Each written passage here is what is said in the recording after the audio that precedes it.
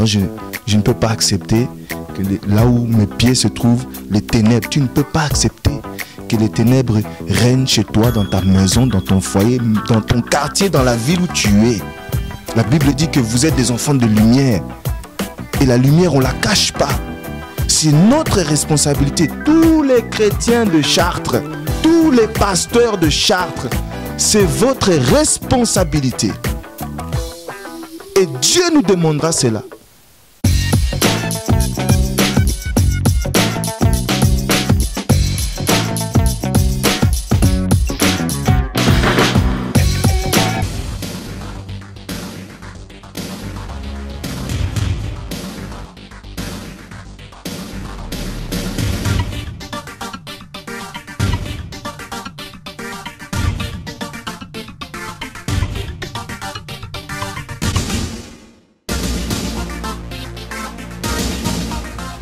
Bienvenue sur votre site 1j4cadenceinfopromo.com. Je suis Sandrine Bala et aujourd'hui j'ai à côté de moi un invité spécial. C'est l'évangéliste Étienne Delacana. Vous avez vu ces derniers jours, on nous a fait passer des images de la conférence du 19 décembre 2015.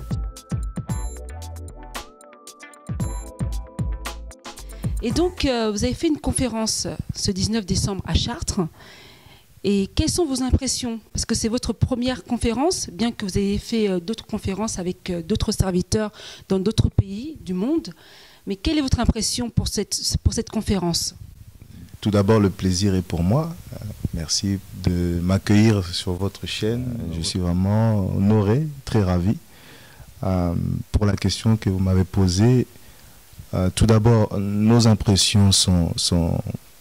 Nous manquons un peu les mots, parce que nous avons été vraiment richement bénis. D'ailleurs, vous étiez là, vous avez assisté à la manière où Dieu s'est glorifié, Dieu a fait plaisir à son peuple. Il était vraiment fidèle à tout ce que nous lui avons demandé dans nos prières.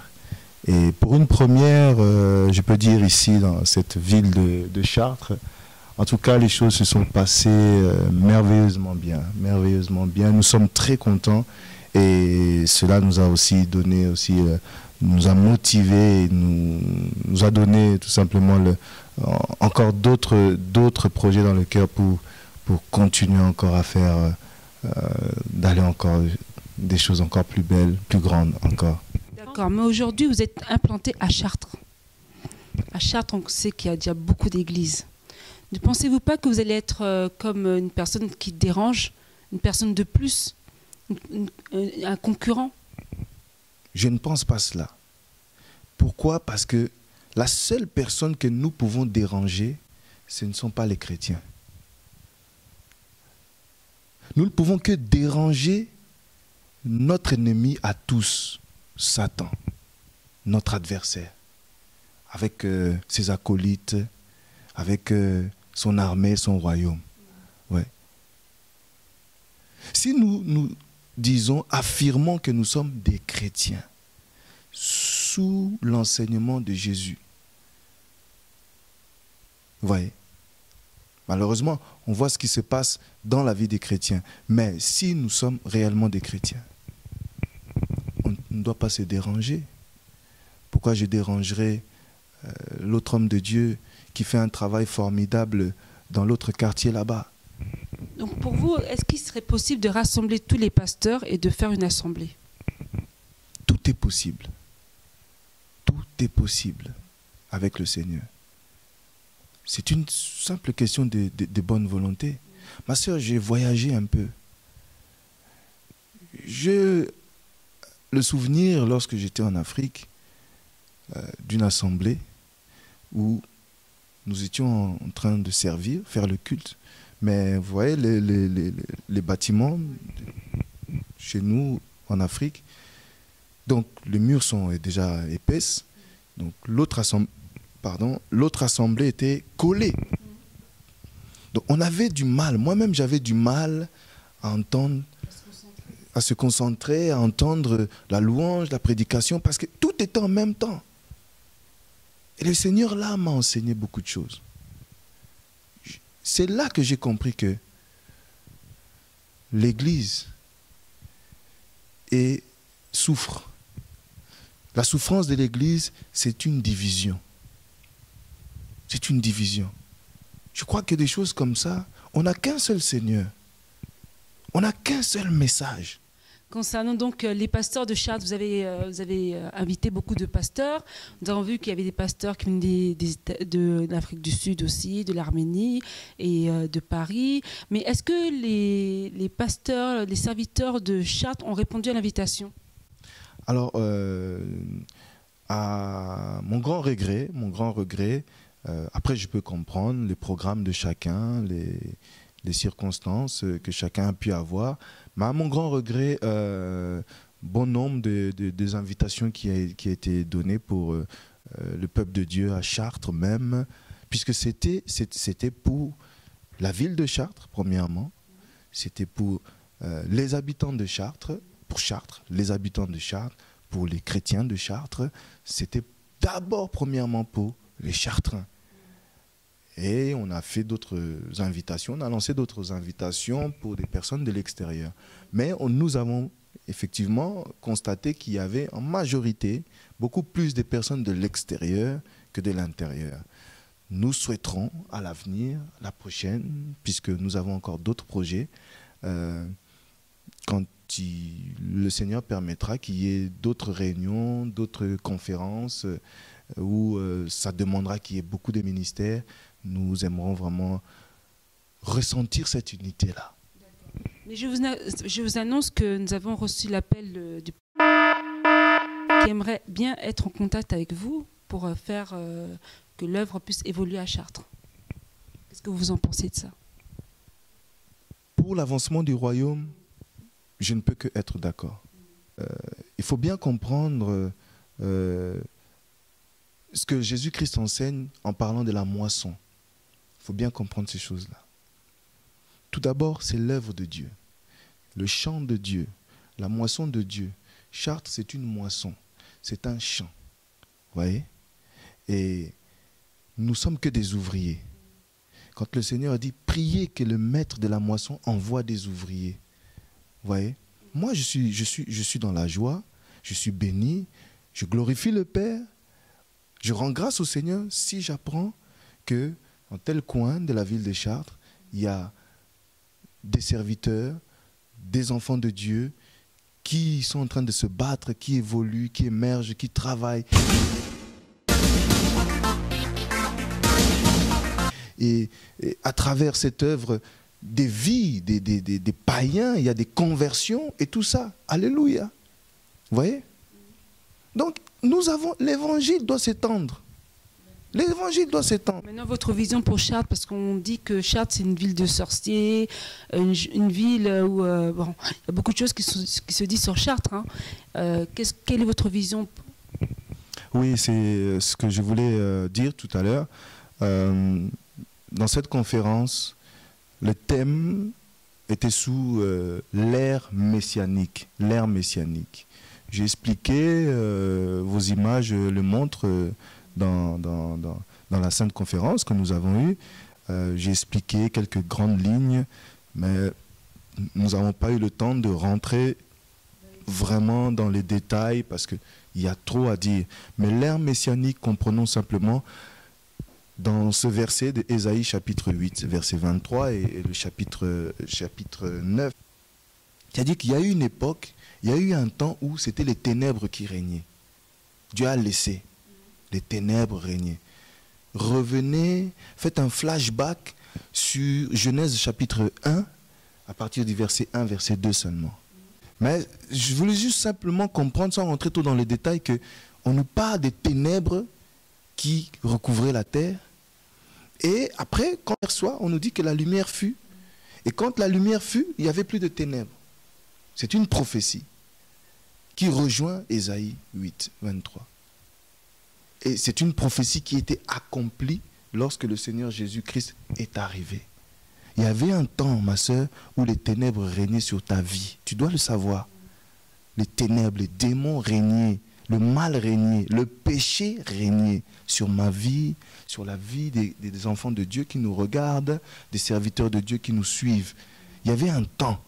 Mais quand on parle de l'ère, le temps du Messie, où on comprend que la lumière, Yeshua qui est venu mais il est venu étant la parole, selon Jean chapitre 1, verset 1er, étant la parole, et dans cette parole, il était aussi la lumière. Plus loin, on nous dit que la lumière est apparue et les ténèbres ont fait quoi? Ils ont fui. C'est le Seigneur, à tous ceux qui l'ont reçu. Elle a donné le pouvoir de devenir enfants de Dieu. Nous devons gagner des âmes. La moisson, elle est grande. Et ce n'est pas l'homme qui décide, qui choisit un nom, qui vient comme ça. Non. Je vous ai dit, ce message, je l'ai reçu il y a 8 ans, bientôt 8 ans exactement. En 8 ans, j'ai eu beaucoup de temps. Et maintenant, c'est le temps de Dieu lui-même. Je ne suis pas maître de cette moisson. Voilà. C'est le Seigneur qui établit, qui consacre, qui envoie et qui dit voilà, il donne la vision. Mais je crois que la vision doit être une vision commune. Commune avec tous les enfants de Dieu, tout le peuple de Dieu, tous les serviteurs de Dieu. Nous devons comprendre que les ténèbres, comme dans cette ville de Chartres, on a longtemps dit ville des sorciers, ville des sorciers, ville des sorciers, ville des sorciers, ville des sorciers, ville des sorciers. Vous voyez? Ok. Si c'était ville des sorciers, ok. Vous comprenez? Mais maintenant, tu es enfant de Dieu, ma soeur. Tu as la révélation. La Bible dit que tout lieu que fouleront vos plantes de vos pieds, il nous appartient.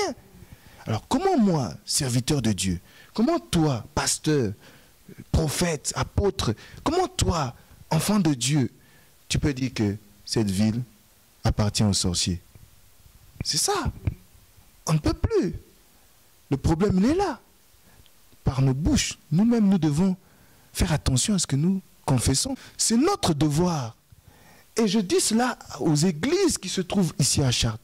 Nous avons cette responsabilité. Vous avez cette responsabilité, bien-aimés. C'est à nous d'apporter la lumière. Avant même de l'apporter, la confesser. On doit changer ce langage. Les villes de sorciers. Moi, je dis, je suis ici à Chartres. Je viens ici à Chartres pour dire que, et c'était une prophétie, je prophétise, ce n'est plus, à moins que Jésus-Christ n'ait pas ce Dieu qui a revêtu la chair, qui est descendu du ciel pour nous sauver, à moins, ma sœur Sandrine, que Jésus-Christ n'a pas été crucifié pour nous, il n'est pas mort, il n'est pas ressuscité, à moins c'est là. Mais si ce dont nous parlons, toutes les églises parlent, ce qu'on connaît, que Jésus-Christ était mort véritablement, il est ressuscité, qu'il a donné sa vie pour nous, il nous a rachetés, il nous a sauvés, nous sommes un royaume, des sacrificateurs, un peuple saint, mis à part pour sa gloire, pour le servir. Si, à moins que ce n'est pas ça, mais si c'est ça, alors je ne peux pas accepter que là où mes pieds se trouvent, les ténèbres, tu ne peux pas accepter que les ténèbres règnent chez toi, dans ta maison, dans ton foyer, dans ton quartier, dans la ville où tu es. La Bible dit que vous êtes des enfants de lumière. Et la lumière, on ne la cache pas. C'est notre responsabilité. Tous les chrétiens de Chartres, tous les pasteurs de Chartres, c'est votre responsabilité. Et Dieu nous demandera cela. Je vous ai envoyé dans la ville de Chartres pour me servir. Qu'avez-vous fait? Ce témoignage-là, c'est la vérité. Nous ne sommes plus dans le temps du règne du diable. C'est vrai, ma soeur Sandrine, il y a des réalités. Le diable encore, il a peu de temps, il travaille encore, il agit. Nous voyons les méfaits, nous voyons les dégâts, tout cela. C'est vrai. Mais en vérité, le Seigneur Jésus a vaincu. Il a écarté les ténèbres. Il nous a séparés du péché. Le diable ne peut plus régner. Le péché ne peut plus régner, si tu comprends cette révélation, si l'Église comprenne cela. Et nous devons confesser la vérité. Une parole me vient. La Bible nous dit que l'Église est la colonne et l'appui de la vérité. La colonne est l'appui de la vérité. Donc nous devons appuyer ce qui est vrai. Les ténèbres ne règnent pas. Si dans les temps passés, on disait Chartres, Villa Bandoki, la ville des sorciers, aujourd'hui, tous les chrétiens doivent maintenant changer ce langage. C'est la ville, toi qui es pasteur, toi qui suis, toi qui es prophète qui suis, toi qui es apôtre qui suis, toi qui es chantre qui suis, toi qui es protocole, diacre qui suis, toi qui es je ne sais pas de quelle branche, peu importe, ce n'est pas là le problème, mais tu dois savoir que, et tu dois confesser que c'est la ville de Jésus, à cause de toi qui as reçu Jésus, parce que tes pieds sont dans cette ville, parce que tu vis dans cette ville, c'est la ville de Jésus. Nous devons élever le nom de Jésus ici. C'est la ville où les ténèbres ne règnent plus. Et vous allez voir cela. Parce que nous allons travailler pour cela. En tout cas, merci mon frère Étienne Dialakana pour toutes ces réponses que vous nous avez données. Nous avons été bénis et j'espère que tous les pasteurs ont reçu le message que l'évangéliste Étienne vous a donné. C'est vraiment pour l'œuvre de Dieu puisse avancer, que nous soyons unis pour la cause du Seigneur Jésus-Christ. Pasteur Dialakana, avez-vous un message de la fin, des remerciements à donner à ceux qui étaient présents, pasteurs qui étaient présents ou à d'autres personnes? Bien sûr, et je profite du micro de 1J4 Cadence, infopromo.com pour remercier tout d'abord notre Seigneur, l'Éternel Dieu Tout-Puissant, qui a été, à travers Yeshua, fidèle avec nous. Nous ne cesserons jamais de lui dire, de lui rendre des actions de grâce. Vraiment, il nous a fait du bien, il nous a bénis, et je profite de ce micro pour rendre des actions de grâce dans cette chaîne aux yeux du monde entier. Un grand merci à Dieu et qu'il continue encore avec nous parce que nous avons vraiment cette volonté de continuer avec lui. Et je ne peux pas passer dans cette émission sans remercier tous ceux qui ont mis la main à la pâte.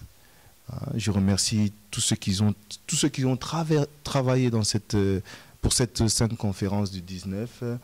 Je pense au service des protocoles, aux chantres, aux mamans qui avaient préparé. Voilà, un grand merci et que le Seigneur vous fortifie encore. Continuez à travailler pour le Seigneur. Un grand merci aussi aux serviteurs de Dieu qui nous ont soutenus. Tout d'abord ceux qui étaient là, le pasteur Zacharian Neftali Liparit qui vient de l'Arménie. Merci à toi, pasteur, que le Seigneur te bénisse avec ton épouse Lilith et les enfants. Merci à toi, pasteur John Mukena. Merci à toi, pasteur Christian Gandou. Merci à vous tous qui étaient là aussi, serviteurs de Dieu, pasteur Christian, Abraham, l'adorateur Joe, merci. Et merci aussi à tous ceux qui nous ont soutenus, de loin comme de près. On a eu beaucoup de soutien. Il y a aussi des musiciens qui sont venus d'ailleurs. Oui, on a eu, je pense au frère Guillaume, Yannick, Guido, merci pour ta présence et toutes les prières. Nous avons eu des grands soutiens des États-Unis, de l'Afrique. Merci à toi, ma soeur Gina, mon frère Stéphane, Camille en Afrique, ta famille, l'église qui sont là-bas, qui nous ont soutenus. Et aussi les serviteurs de Dieu qui n'ont pas pu venir, mais qui avaient à cœur et qui ont mis cela aussi dans les prières. Un grand merci à vous. Que le Seigneur vous bénisse tous. Merci aussi voilà, à la famille, aux membres de ma famille directe qui m'ont soutenu, mon épouse, voilà, les enfants, tout le monde, la famille. Restez connectés sur notre chaîne 1J4 Cadence Info Promo. Très prochainement, nous aurons encore d'autres émissions avec divers pasteurs. Vraiment, le Seigneur vous bénisse. Et bien entendu, n'hésitez pas à rester connectés et abonnez-vous sur notre chaîne 1J4 Cadence Info Promo. Et donc, je vous aime tous et puis à très bientôt. Merci.